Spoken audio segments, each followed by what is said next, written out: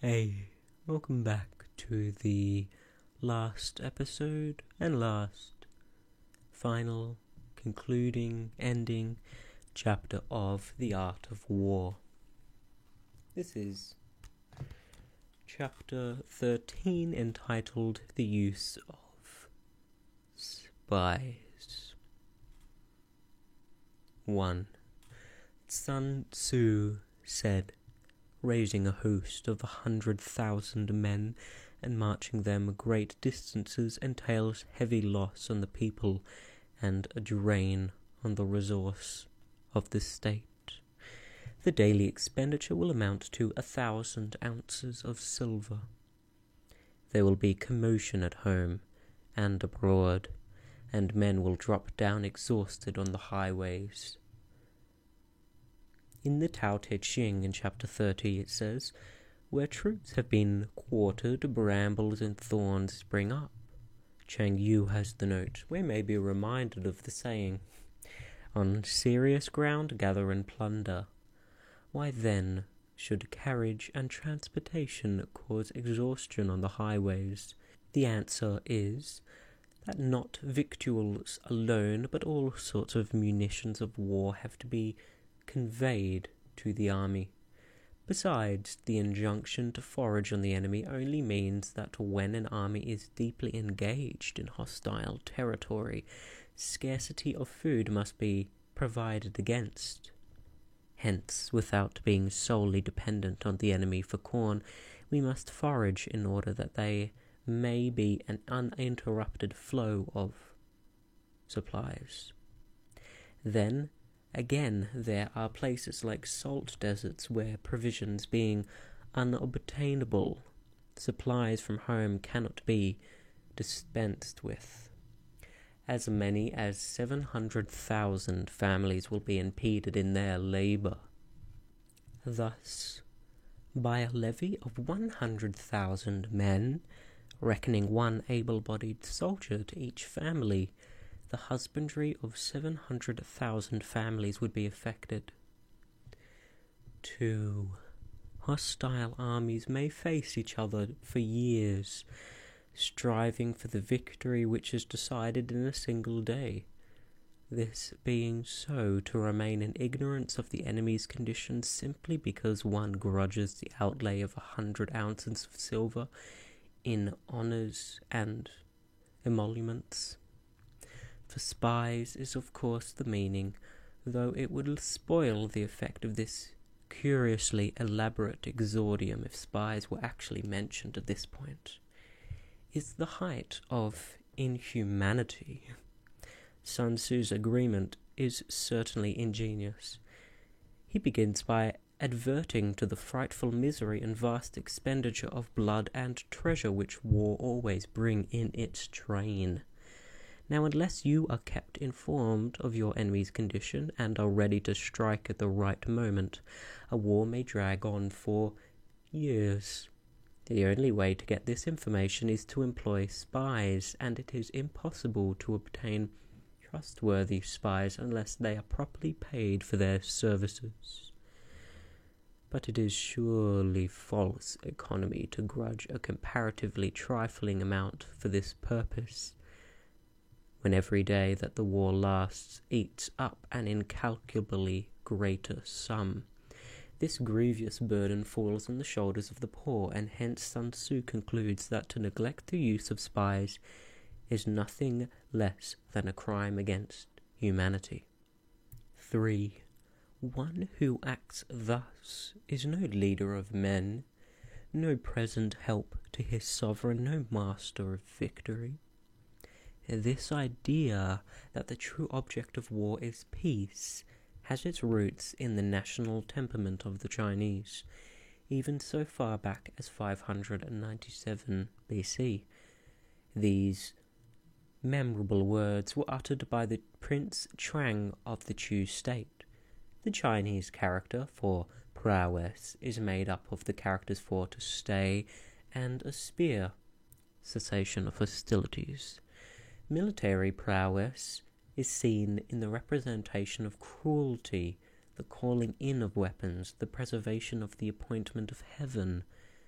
the firm establishment of merit, the bestowal of happiness on the people, putting harmony between the princes, the diffusion of wealth. 4. Thus, what enables the wise sovereign and the good general to strike and conquer and achieve things beyond the reach of ordinary men is foreknowledgeable.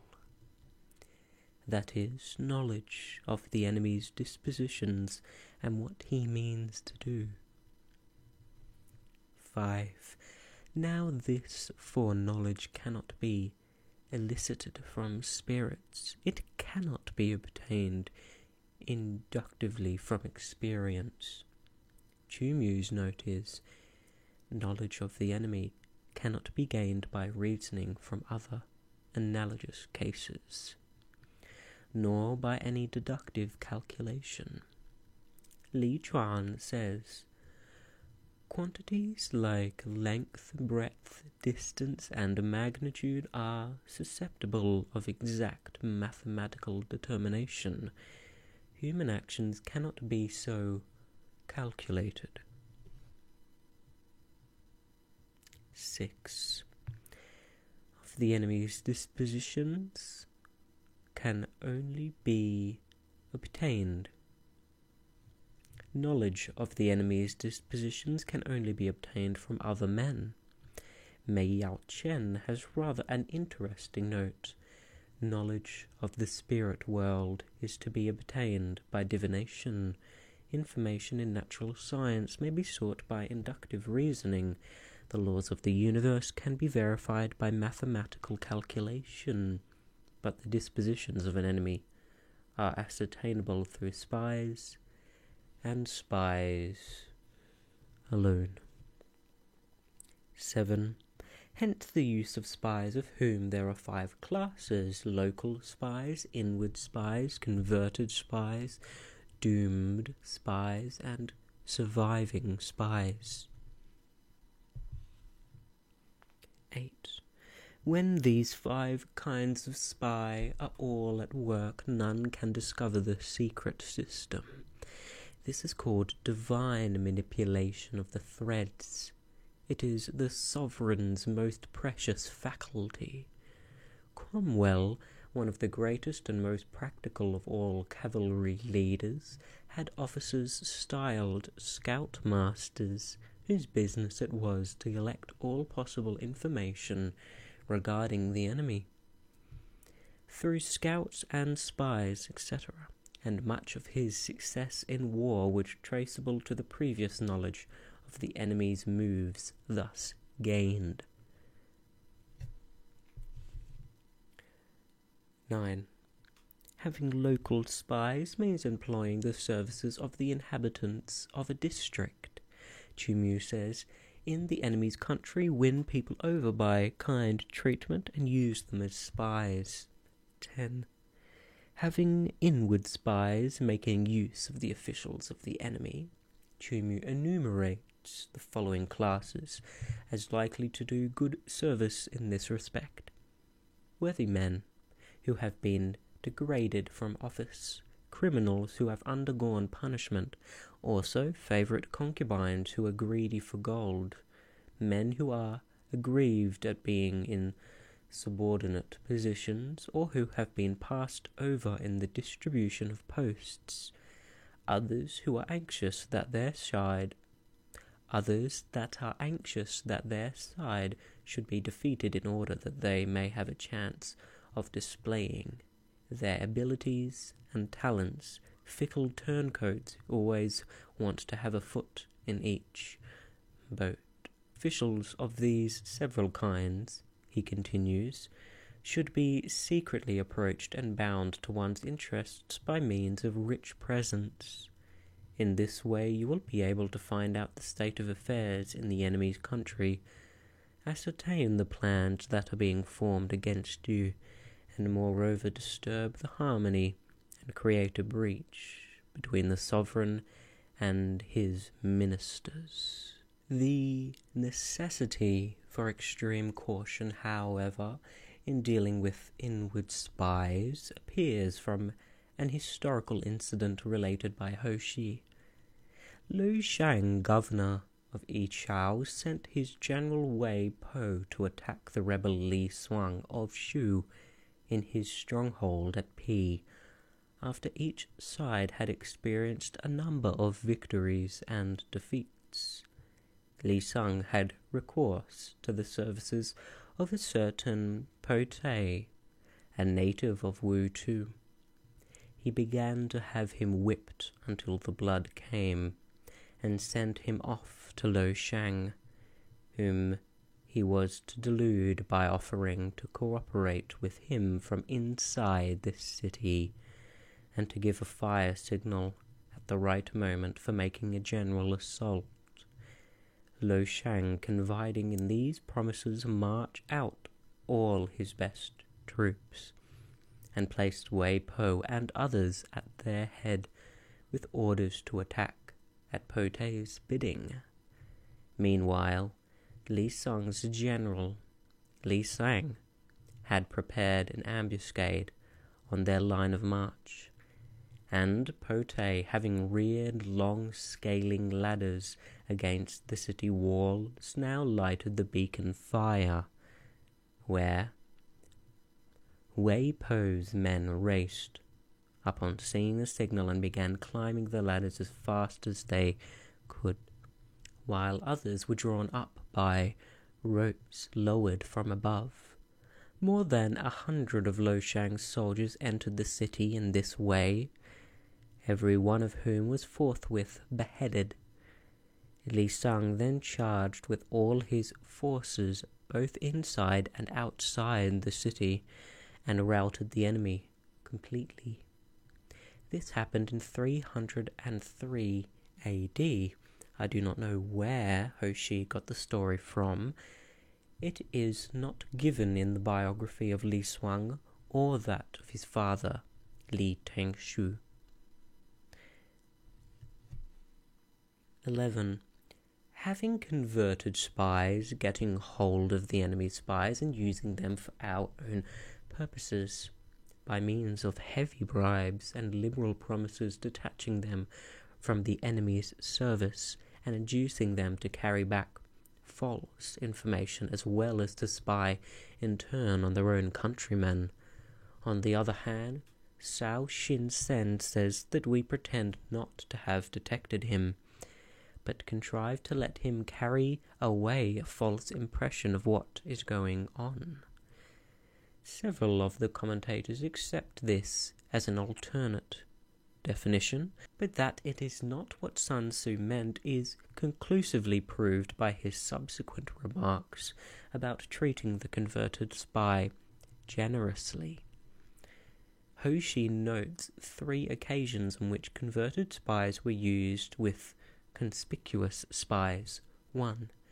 By Tian Tan in his defense of Qi Mu, and by Cao Shi on his march in the Oyu, and by the Willi Fan Yu in 260 BC, when Lian Po was conducting a defensive campaign against Qin. The king of Cao strongly disapproved of Lian Piao's cautious and dilatory methods, which had been unable to avert a series of minor disasters, and therefore lent a ready ear to the reports of his spies who had secretly gone over to the enemy and were already in Fan Chu's pay. They said, "The only thing which causes Qin anxiety is lest Cao Ku should be made general. Lian Po they consider an easy opponent, who is sure to be vanquished in the long run." Now this is Cao Kua, who was son of a famous Cao Shi. From his boyhood he had been wholly engrossed in the study of war and military matters, until at last he came to believe that there was no commander in the whole empire who could stand against him. His father was quite disquieted by this overweening conceit, and the flippancy with which he spoke of such a serious thing as war, and solemnly declared that if ever Kuei was appointed general, he would bring ruin on the armies of Cao. This was the man who, in spite of earnest protests from his own mother and the veteran statesman Li Sangzhu, was now sent to succeed Lian Po. Needless to say, he proved no match for the redoubtable Po Chi and the great military power of Qin. He fell into a trap by which his army was divided into two and his communications cut, and after a desperate resistance lasting 46 days, during which the famished soldiers devoured one another, he was himself killed by an arrow, and his whole force, amounting, it is said, 400,000 men, ruthlessly put to the sword.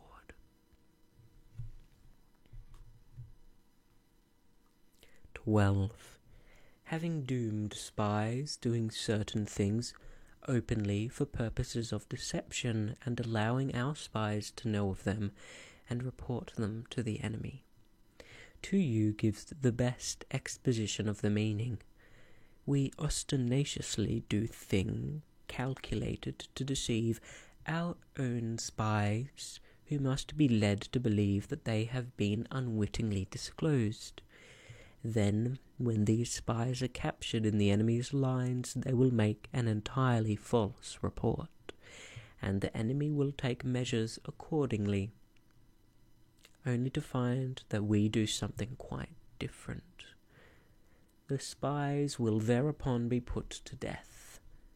As an example of doomed spies, Ho Shi mentions the prisoners released by Pan Shao in his campaign against Yarkand.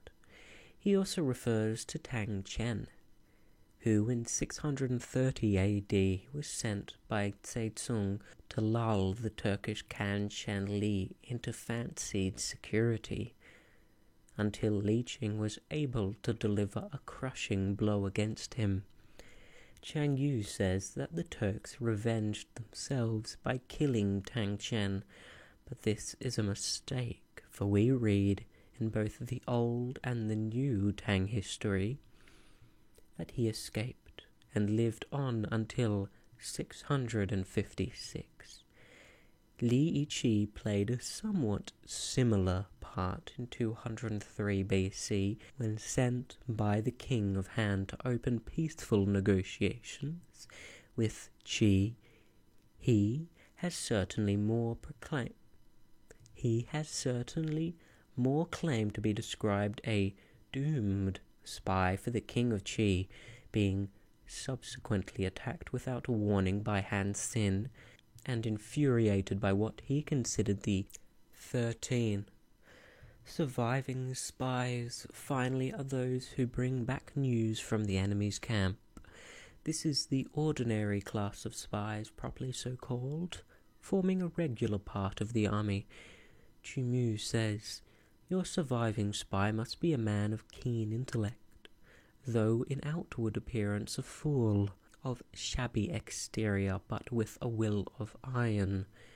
He must be active, robust, endowed with physical strength and courage, thoroughly accustomed to all sorts of dirty work, be able to endure hunger and cold, and to put up with shame and ignominy."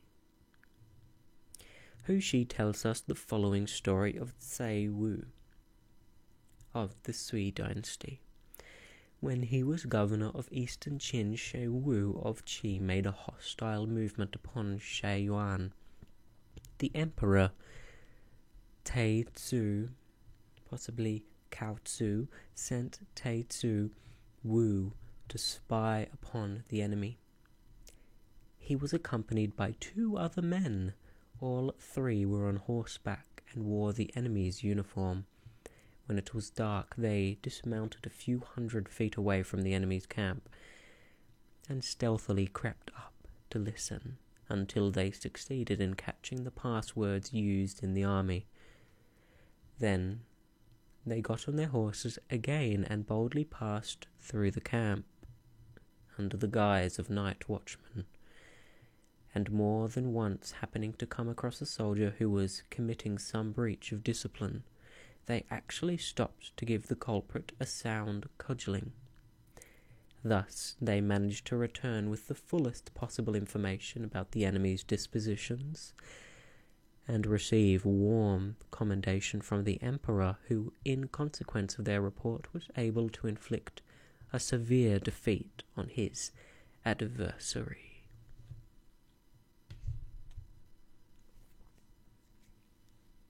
(14) Hence it is that which none in the whole army are more intimate relations to be maintained than with the spies. Chu Mu and Mei Yao Chen point out that the spy is privileged to enter even the general's private sleeping tent. None should be more liberally rewarded. In no other business should greater secrecy be preserved. Chu Mu gives a graphic touch. All communication with spies should be carried mouth to ear. The following remarks on spies may be quoted from Turenne, who made perhaps the larger use of them than any previous commander. Spies are attached to those who give them most. He who pays them ill is never served. They should never be known to anybody, nor they should know one another. When they propose anything very material, secure their persons, or have in your possession their wives and children as hostages for their fidelity.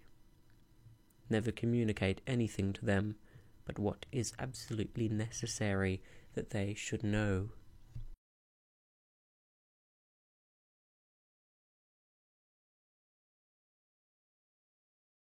Intuitive sagacity. Mei Yao Chen says, in order to use them one must know fact from falsehood and be able to discriminate between honesty and double-dealing. Wang Xi, in a different interpretation, thinks more along the lines of intuitive perception and practical intelligence. Chu Mu strangely refers these attributes to the spies themselves. Before using spies, we must assure ourselves as to their integrity of character and the extent of their experience and skill. But he continues, a brazen face and a crafty disposition are more dangerous than mountains or rivers. It takes a man of genius to penetrate such. So that we are left in some doubt as to his real opinion on the passage. 16. They cannot be properly managed without benevolence and straightforwardness. Chang Yu says, when you have attracted them by substantial offers, you must treat them with absolute sincerity. Then they will work for you with all their might.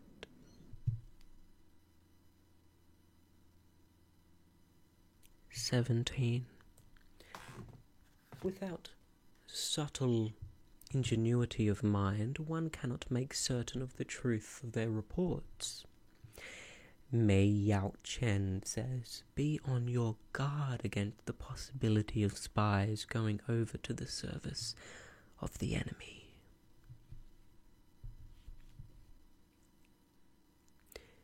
18.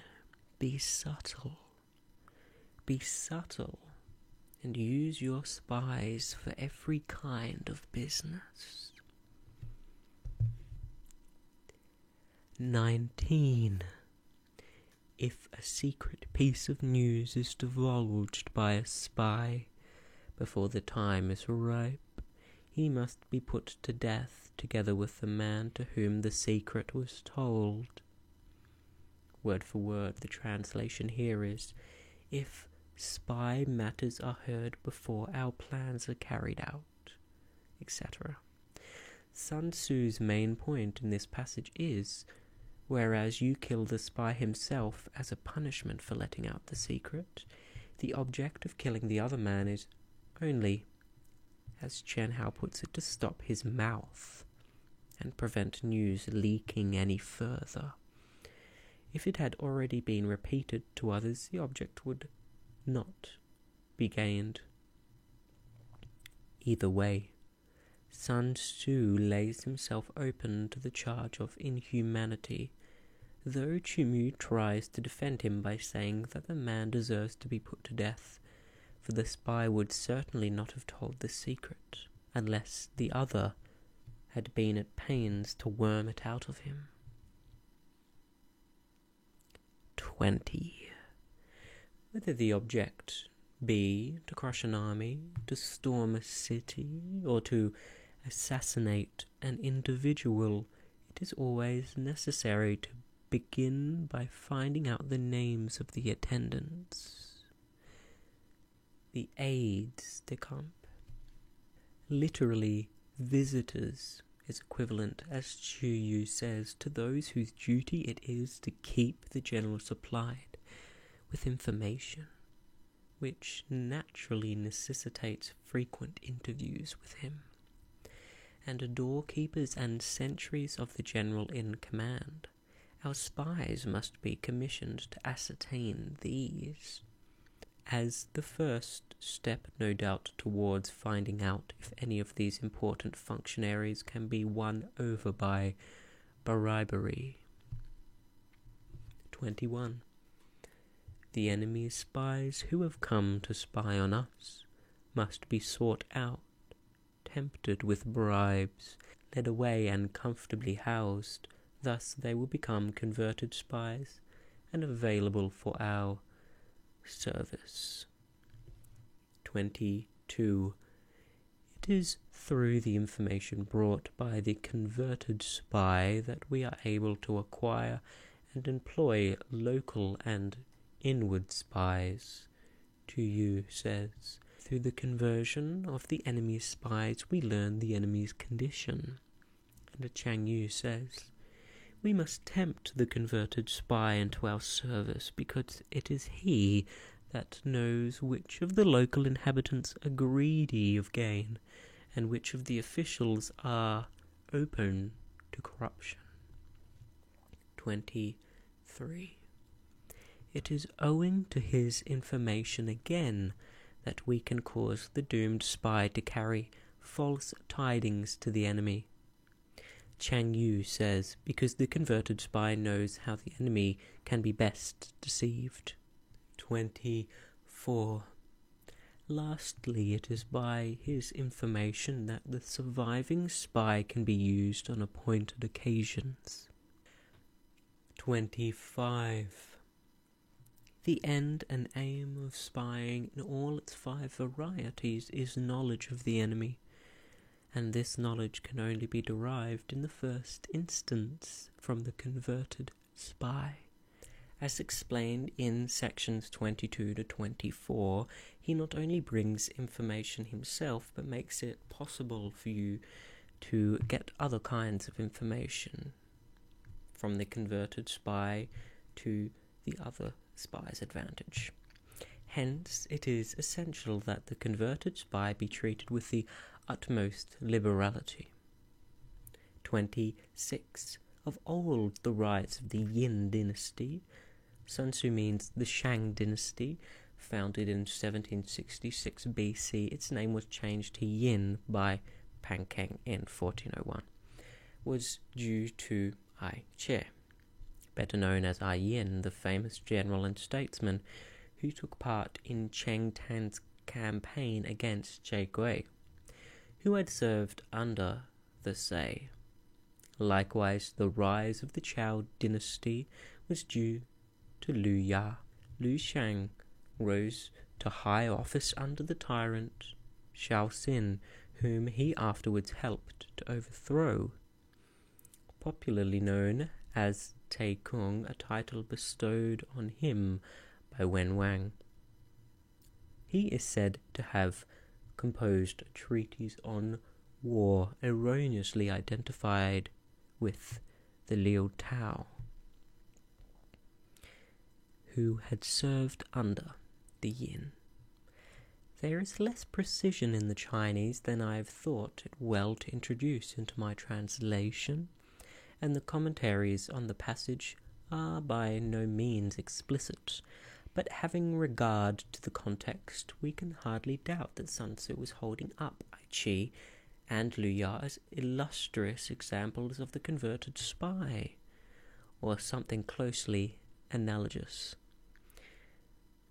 His suggestion is that the Xi and Yin dynasties were upset owing to the intimate knowledge of their weaknesses and shortcomings with these former ministers were able to impart to the other side.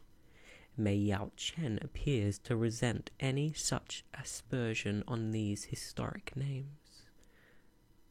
Ai Yin and Lu Ya, he says, were not rebels against the government. Hasten could not employ the former. Hence Yin employed him.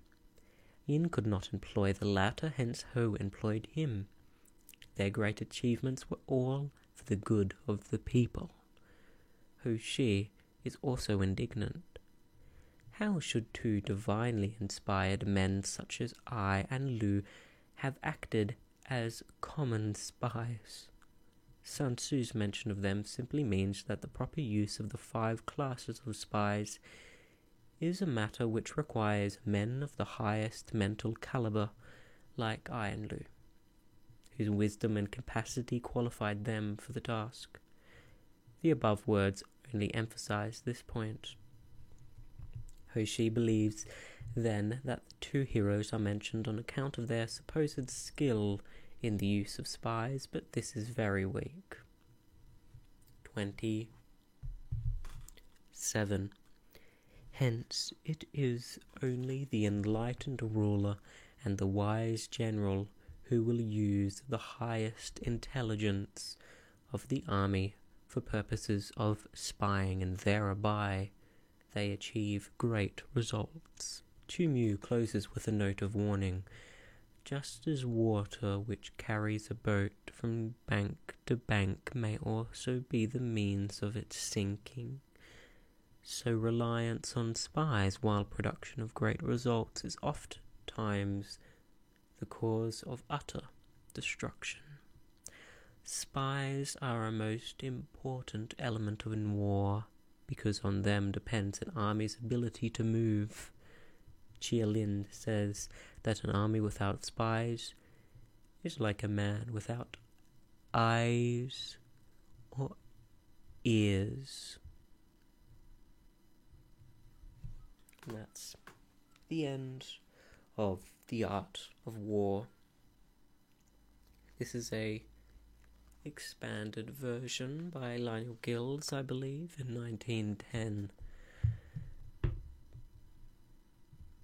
This is a public domain translation and written by an author a long time ago now, before a lot of history and a lot of wars had taken place. Of course, being published in 1910, you can understand that maybe our opinions on warfare, or even views of the philosophy extant within the text, may have shifted or evolved, but I think that as a practicable, as a just solid,